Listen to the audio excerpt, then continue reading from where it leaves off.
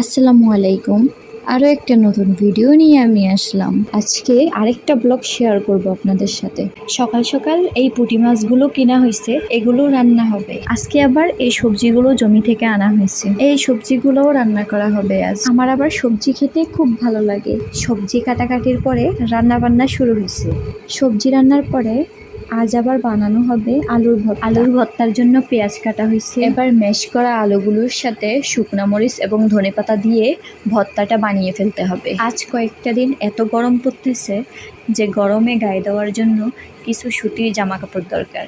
সেজন্য আমি 3টে 3 পিস নিচ্ছি। জামাগুলো সুতার, এই জন্য গরমে পরে অনেক আরাম পাওয়া যায়। 3টা জামার মধ্যেই কালো রং আছে। কালো রঙের জামা কাপড় পরলে নাকি গরম একটু বেশি লাগে, কিন্তু কি আর করা, আমার আম্মুর পছন্দ। আমার আম্মুর তো কালো রং পছন্দ, এই জন্য জামা হোক, কাপড় হোক কিংবা জুতা, সব কিছুতেই কালো নিয়ে আসবে। আজকের ভিডিও এখানেই শেষ করলাম। আসসালামু আলাইকুম।